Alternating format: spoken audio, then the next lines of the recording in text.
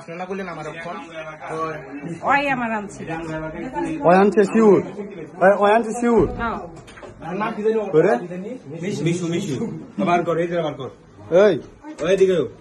তুমি বেলা আনছ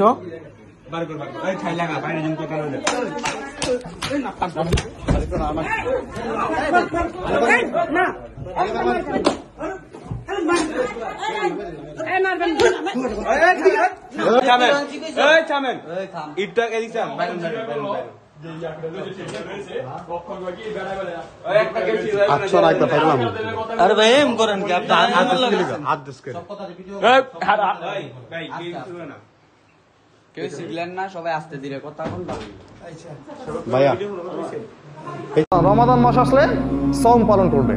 রমাদানের সওম এমন ভাবে পালন করতে হবে যেন এই সওম আমাদেরকে যাবতীয় পাপাচার থেকে দূরে রাখে। সওম মানে খালি না খেয়ে থাকা নয়, সওম মানে হচ্ছে আল্লাহর নিষেধ করা প্রতিটা বিষয়কে ছেড়ে দেয়া, এর নাম সওম। কেউ যদি রোজা রেখে মিথ্যা কথা বলে, ঘুষ খায়, সুদ খায়, দুর্নীতি করে, এ রোজা কেটে গেছে, এ রোজা নাই, ও পেট শুকা থেকে লাভ নাই, এ রোজার কোনো গুরুত্বই নেই আল্লাহর কাছে। আলী রাদিয়াল্লাহু আনহু একটা কথা বলতেন যে পৃথিবীতে মানুষ এমন ভাবে বিচরণ করে যে মানুষ মনে করে যে পৃথিবীতে সে ছাড়া আর কিছুই নাই, আর পৃথিবী থেকে মানুষ এমন ভাবে চলে যায় যে মনে হয় পৃথিবীতে সে কখনো ছিলই না। কত গভীর কথা চিন্তা করছেন?